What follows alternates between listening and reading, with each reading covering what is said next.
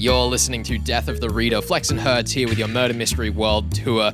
We are here in our second week covering Soji Shimada's The Tokyo Zodiac Murders, taking a look from the beginning of Act 2 up to the author's note. Herds. Flex. So, who would you say is the best detective? Have you ever read the Father Brown series? Who? I don't know anything about Christian's Herds. What about Philo Vance? What? Vans? Like the shoes? Miss Jane Marple? As in maple syrup? Chief Inspector Maigret? Is he a policeman in Meguro? Hercule Poirot? Is that a liquor? I don't know what to say. You've never read any of those detective stories, but still you insist that the tales of Sherlock Holmes are foolish. I didn't say I disliked him. I just said that BBC Sherlock hadn't aged particularly well. Oh, got him! Anyway, yeah, this is Death of the Reader. That was an excerpt, remix, if you will, Death of the Reader special, from the novel that we're covering today, The Tokyo Zodiac Murders by Soji Shimada. What a ridiculous stretch we are covering today. This is the best. Here's the thing. I said last week on the show that really this book, the product was Act 1 and the rest was just a bonus. Mm-hmm. And actually what it is. I really didn't expect that to be so literal as we went into the rest of this book. I always struggle with where to put the gaps for these episodes, but I basically had to decide within myself, do I actually want there to be a proper mystery for part 2?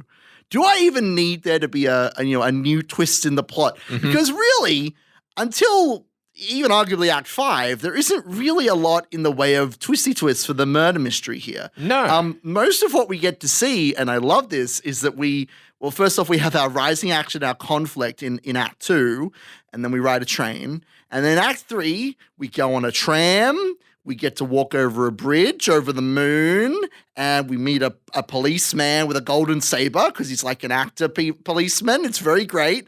And that's basically the entirety of Act 3. It's just hanging out in Kyoto. Here's the thing. Yeah. Having just covered Inspector Imanishi Investigates, I would think to myself, that's perfectly reasonable. Murder mysteries can travel around the country and do a bunch of stuff as we slowly get closer to solving the mystery. But we don't get slowly closer to solving the mystery here, Herds. We go to the most absurd theories possible and then slowly check off this one's wrong, this one's wrong, this one's wrong.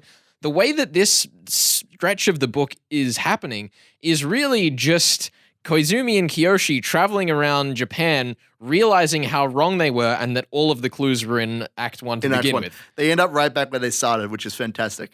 I mean, obviously there's a different case, but if you recall, Simon Brett's A Decent Interval, friend of the show, Simon Brett, which we covered on the show last year, had a similar sort of structure where we had, multiple incidents, in the present tense as the play went on. And as I was trying to solve that novel, I noticed that after speaking with every, cast member, every PR rep, every designer, whatever, we basically checked them off the list. We said, okay, we've had an in-depth conversation with this character. They are clearly not the killer. It's not quite the same in this, though, because none of the characters that we meet are really suspected of anything. No. And we don't like the characters that we meet in A Decent Interval all had something to hide or have a reason why we would suspect them that we need to clear up. Whereas the characters in Tokyo Zodiac Murders aren't really that suspicious to begin with. We're led on a goose chase, basically. And it is thoroughly entertaining because we're extremely focused in on Kazumi's point of view the entire time, and he is convinced from the second that Act 2 ends that it's Heikichi, it's that guy, that painter guy. He's totally not even dead. Yep. Why else would there be a double in the story if the locked room man was not alive and kicking? So he's determined to track down this man, even though it's so painfully obvious that he is not. Right? Yeah. I mean, it is incredibly obnoxious going around and, we meet Haitaro Umeda and, that's said, oh, maybe this is the same Haitaro who is Heikichi Umezawa's son. Yes. Who was also named Haitaro. It's not. Maybe Shusai Yoshida, who is a doll maker and fortune teller, is actually the retired Heikichi Umezawa living another life. Mm-hmm. And yeah, and then they say that and also he knows that Heikichi was left-handed. Who could have known that information but Heikichi himself? We are watching Kazumi go from place to place, talking to character after character, assuming the worst and expecting these crazy out-of-the-box solutions. None of the assumptions that Kazumi makes come to fruition because the answer to all of the questions that he asks are incredibly mundane. He says, where did the mannequin come from? They say, well, we decided we wanted a female mannequin, so we bought a female mannequin. And like, you know, why do you know that Heikichi was left-handed? Well, yeah, it's just the secondhand information from one guy who knew him at the time. It's not too bad. The weird position that this sits for me is that it very much straddles a line between being self-aware and being a deconstruction. And I think in being self-aware, it is amazing and hilarious, but it's that moments where it verges over to being a deconstruction that it kind of fails for me. Interesting. Because the key elements of a deconstruction to me is that you raise the tropes of the genre and then employ them in a way that also critiques them. Whereas what happens here is that we go out, we employ the tropes of the genre, and we just go, oh, isn't it silly? He's assuming the worst, which kind of deconstructive, but also a little reductive. It's a little half-hearted, I think. The critique here is more to show, I think, in the mind of Soji Shimada, because he was all about reinventing the wheel, you know, reinventing the way that people see tricks in murder mysteries. And he's wanting to take, you know, the idea of a trick from something that is kind of trite and gimmicky into something that is real. And so we understand, and this is why I think that Act 2 and 3 pair so well. You know, through Act 2, we ramp up the tension and we create the stakes. You only have 1 week to solve the murder case. Yeah, that bit's fantastic. It's a very, very simple device.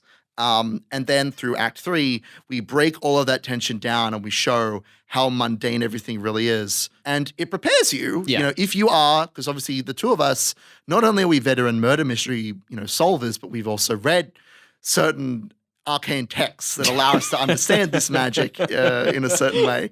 That's terrible. But I feel like Soji Shimada is, and he actually apologizes in his first message to the author. He says, maybe I've given you too many hints, but I really wanted to make sure that there was no doubt that this was a fair play mystery. I wanted to make sure that I erred on the side of giving you a fair go and being able to solve it.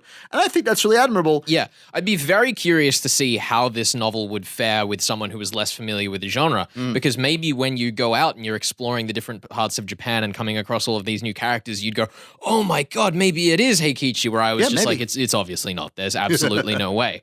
I think overall, I totally agree with you, Herds, that this is actually a really fun exploration of the tropes without being clinically deconstructive. It's a really atmospheric, goofy look around murder mystery and just Japanese culture in general. I was going to say, even beyond, like, you talk about, like, the murder mystery stuff, like, that's great and all, you know, this is a murder mystery show, but, like, let's put the murder mystery aside for a second. Heresy. I really just enjoyed getting to have a little trip around Kyoto. I felt like Soji Shimada had like gone there with his camera or maybe an art book. Maybe he like sketches the places that he goes and he like walked over the bridge, like the moon bridge where, you know, if you go there at a certain time of night, it looks like you're walking over the moon. It is romantic. And he went to the Philosopher's Walk and he sat in the coffee house where Kiyoshi like unravels everything. And he thought, what if I just wrote a chapter about all the quaint little things that I found here. Like there's such small anecdotes too that I just find really compelling. I want more heroes that are interested in quaint oddities. You know, it's like the Marge Simpson effect, which is like, you know, what am I going to bring in to show and tell today, Mom? Why don't you bring a potato? Like, why would I do that, Mom? I don't know. I just think potatoes are neat. Ben, more of that, please. Is this just 2020 just slowly making you a more and more ordinary citizen as your regular day-to-day luxuries have been stripped from you? That sounds real to me. I'm going to be a Marge Simpson in, I don't know, 10 years. However many years it is to become a Marge Simpson. That's where I'm heading.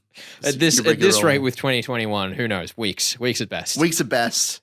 Watch out. I'm going to grow blue hair. A shock of blue hair.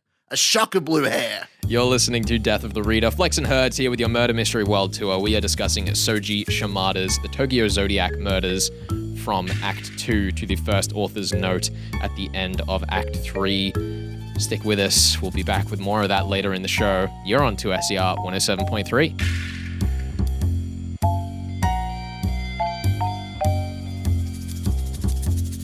You're listening to Death of the Reader. Flex and Herds here for your Murder Mystery World Tour, and we are joined on the line once again by the incredible Craig Sisterton. He may talk himself down and say that there are other crime fiction experts in the world who outrank him, outclass him, outpace him, but these are lies.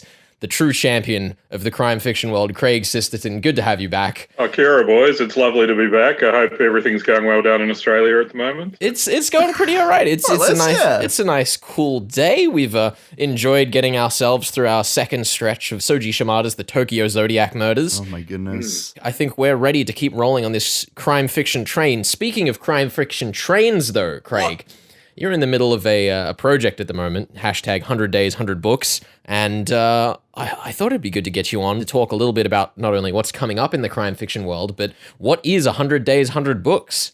Well, it was a bit of a strange idea I had just before New Year's when I was reflecting on 2020, such a strange year for all of us. My blogging really fell off last year. I've had my blog. I actually started that before I started doing a lot of the other stuff.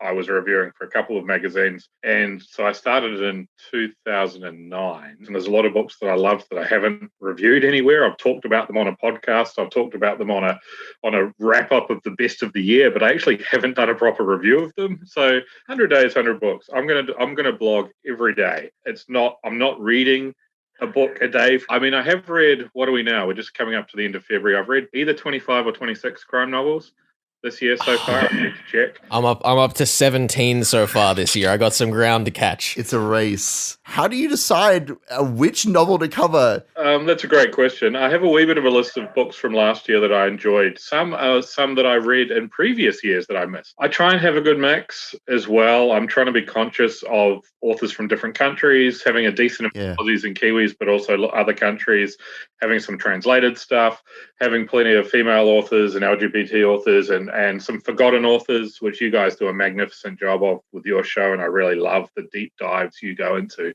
So I'll be like, oh, hang on, I've reviewed 3 guys in a row. I better make the next one a female author. It's kind of a little bit on the go, and there's a little bit of thought and planning and a little bit of spontaneity. Yeah, I think it's really been great to follow, and I've certainly found a few things that hopefully we can feature on the show when the world tour gets to the right place. When we move away from Japan, yes. Yeah. Japan's not a bad place to be, boys. I mean, that's not at all. It's a great place to be. And actually, I wanted to thank you because one of the really fascinating things we've found along the course of doing research for our current book, The Tokyo Zodiac Murders, was an interview you sent me that you did with Soji Shimada himself. Yeah. It was super fascinating in there, having a look at him saying that mystery fiction was really looked down on as kind of a barbaric practice of the old days until he reinvigorated almost the entire country's love of it. Yeah, and there was Japanese crime fiction, but he's kind of a, I guess, neo-classical, you'd almost say, that he's gone back to the classical stylings, but it's a slightly new version of them. I would love an opportunity to meet him in person one day when we're all back to festivals and stuff. That would be brilliant. While we have you here,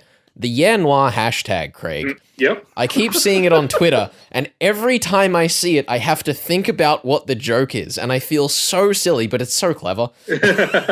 Did you come up with that one, or was that just part of the community's efforts? No, the credit for that one goes to a wonderful book-loving Kiwi called Stephanie Soper, and so we kind of just started using it, and it's just become a thing now, to the point where I've actually seen the classic thing of Australians sometimes claiming the New Zealand thing.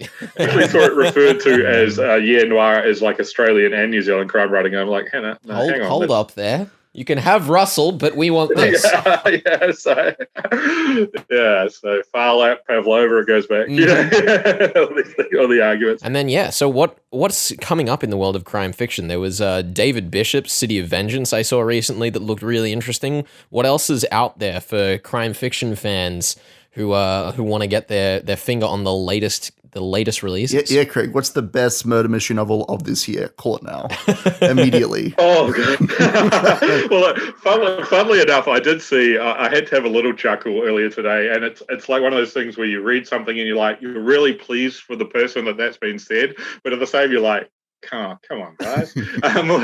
Where it was Ali Reynolds, the Australian crime writer, with her debut novel Shiver, and someone had gone, thriller of the year, calling it now, and I'm just like, It's February. Anything. Yeah. I mean, listen, Herds, you shouldn't talk. You've already called Soji Shimada's The Tokyo Zodiac Murders our book of the year. Well, that's because it is. That's because it is. I'm sorry. I can't budge. But I have read some really good books this year, and Ellie's book is great. In terms of what I've read so far, there's a book called Light Seekers by Femi Kyoto. I'm not sure if I'm pronouncing his surname correctly. Sorry, Femi, if I'm not. I've only seen it written. I haven't heard it anywhere. It has a Nigerian crime fiction.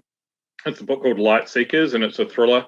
And it's really interesting because it involves a guy who's kind of he's a psychologist and a professor, but he'd studied lynchings basically in the American South, and he's Nigerian, and then he moves back home. And then there's kind of a modern day lynching that occurs. It's just really good. He's a strong voice, amazing Nigerian setting. Yeah, sounds great. If you want to look that one up, it's Femi, Femikaywode. What else? Yeah, so, I mean, there's some fantastic books from female crime writers coming out too, and ones I've already enjoyed. One that I will highlight for people is called Hotel Cartagena by a German author called Simone Buchholz. So Hotel Cartagena, she has a public prosecutor in Hamburg, Germany, called Chastity Riley. And she's a kind of melancholy soul, hard living, hard drinking. But this latest one, it was really interesting because when I opened it, there was a dedication to Alan Rickman. And the day I chose to open it was actually the anniversary of his death. And then I read it and I saw why, because the setup is basically that it's a German hotel that gets taken over by armed terrorists. And Chastity and her friends are on the top floor at a restaurant celebrating a birthday, not Christmas, and not in LA. A nod to the Die Hard setup. And obviously the great Alan Rickman villain Hans Gruber was German in that as well. Simone is someone who writes really poetically. They'll obviously shout out to Rachel Ward, who is her translator. Yeah. I think one of her earlier books, I described her as she's like a shot of really top shelf liquor. It hits you hard, but it's also kind of smooth, and there's just so much quality to it. Yeah, for sure. Sounds great. Read last week, The Quiet People by Paul Cleave. That's kind of just quietly, pun intended, about to sneak out in April, and there hasn't really been much talk about it or anything yet, though I imagine there will be around the time. That's excellent. I mean, Paul's 3-time Knives winner, has won crime writing prizes in France, been a huge bestseller in France and Germany and stuff like that. He's just consistently good, fast-paced and exciting, but the characters are also rich and the settings are good, and there's just little phrasings that mean that the prose kind of crackles or sings, or there's just something that's a little different there. And Paul does that magnificently. The new book's really good. Goes quite dark. It's basically, there's a crime writing couple in Christchurch called the Murdochs. Their son goes missing, and earlier in the day, he'd had a tantrum at the fairground and some stuff had gone wrong. And so there's people with like video footage of him having this tantrum at the fairground, and his dad's trying to deal with him. So, is his dad abusive? Have they killed him? They're crime writers. They know how to commit the perfect murder. They've even said that. Videos of them saying it at festivals true. Like, we could get away with murder, kind of telling it as a joke. But obviously those videos are put up later with the media and they look terrible. It's one of those books where just things go worse, worse, worse, worse, worse. A little bit of hope. Worse, worse, worse, worse. But it's written so well that it never feels bleak. I personally really loved it. Paul's always really good. And I was excited about this one, but wasn't sure what it would be like. And yeah, it really delivered. So keep an eye out for that. Quiet People by Paul Cleave. Stephen Mac Jones's Dead of Winter is the book I've just finished today. And this one, it's the third book. It's called Dead of Winter. It's the third book in his August Snow series. August Snow is a half Mexican, half Black American. He's been a Marine sniper. He's been in the Detroit police, got kicked out, all sorts of corruption involvement. He was kind of shunted and scapegoated, but he got back at the cops, got like a $12 million settlement because he'd been forced out. So he's now this rich guy who'd always been a poor guy. So he tries to help the community and do various things. And of course, as he's doing that, he comes across corruption and tries to do something about it because he's got the money to do it, but he's also got the Marine background and the cop background to do it. So he's a little bit vigilante, but it's really cool. Like, it's just, there's a really interesting voice. But you get those thrillers that are twisty and exciting, but they're written in a very straightforward way, if that makes sense. And that's not a bad thing. But a lot of books like that. And then you have those authors where there's just a little bit of flair, not too much, not trying too hard, but there's just that little bit that makes you the writing kind of sing along with the twisting plot line or the good characters or the good setting. And yeah, Stephen McJones is a new discovery for me this year, and I will be immediately getting his first 2 books. Well, Craig, thank you. If you're interested in checking out any of Craig's recommendations, be it The Dead of Winter, Lightseekers, Shiver, Hotel Cartagena, or The Quiet People, we will have links up on the podcast. And my goodness, I suppose we might even have to start a list up on the 2SER website of lists, my mortal nemesis. Let's go. Let's go. Craig, it has been fantastic having you here on Death of the Reader once again. Well, thanks for having me, boys. It's always lovely to chat to 2 people who are so into this genre that we all love, and you do such a wonderful job with your show. It's a real privilege to be invited on. No worries whatsoever. You're listening to Death of the Reader. We are discussing the Tokyo Zodiac murders by Soji Shimada. We'll be back with more of that in just a second.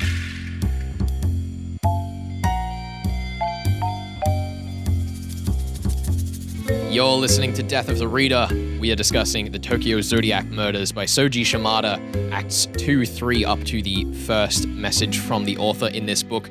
Herds has challenged me to solve this one, and last week on the show, Herds, I said that I was going to contain my answer until this week for fear of spoiling those out in the audience who may not be as awake to this novel as perhaps we are. As in tune to the arcane ley lines. That's right. As it were.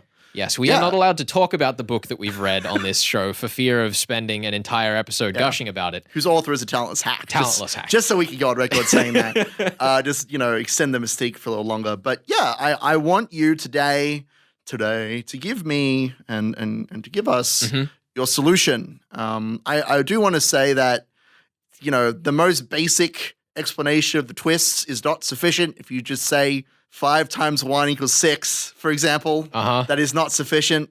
I want you to give a bit more of a detail. And if you can figure out, because Soji Shimada was inspired by a real life phenomenon, if you can illuminate that trick for us as well, I'll be very impressed. You'll guarantee you three points if you can figure it out in such detail. So Ben, have you ever seen that animated video of a chocolate bar where someone cuts off the top corner of the chocolate bar, makes a couple of other cuts, like one slightly diagonal and horizontal and one straight vertically next to that little piece that they cut out. Bunch of lines. And then they cut off the very top left block of the piece of the block of chocolate, right? Yeah.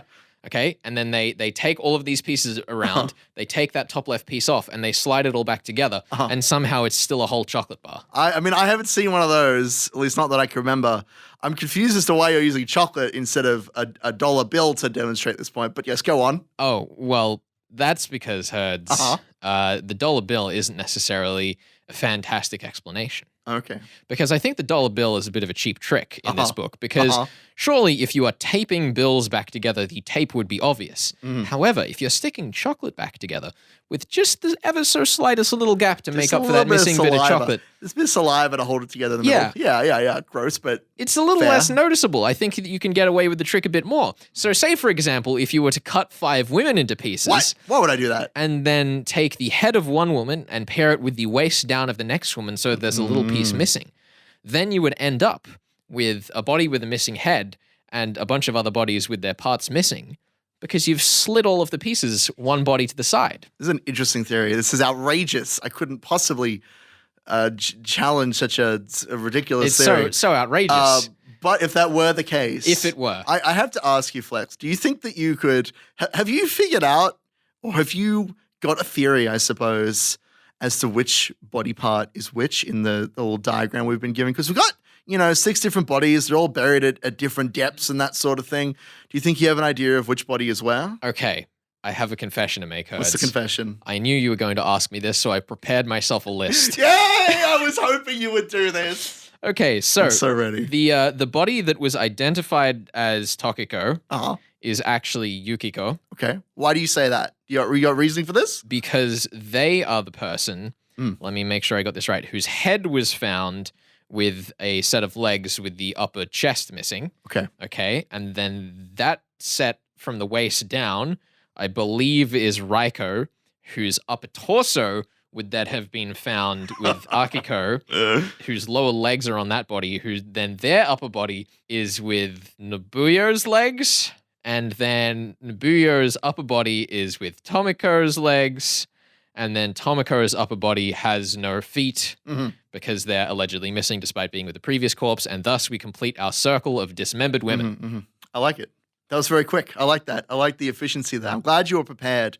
I'll be honest, I was half expecting me to say that and you'd be like, there's no way you can figure that out, or that's too complicated. What do you mean? It tells you whose body part was found with what. I'm glad. I'm glad that you've gone to this extra length. I don't know, Herds. The thing I still cannot figure out, and I'm going to take a stab at it because I assume it's one of the points that you're going to offer me, is why the bodies were arranged in the order they were. That's a good question. I couldn't tell you exactly just because of my lack of knowledge of general Japanese geography.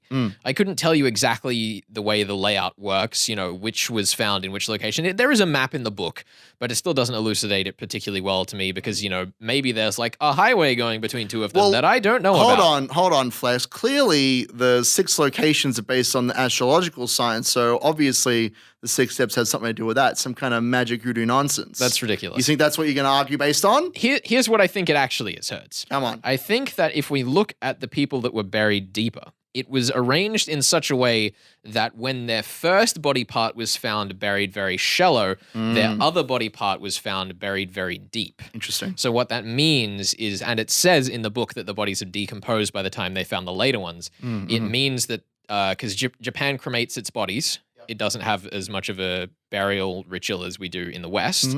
It means that the other body part would have been missing and the newer found body part would have been more decomposed.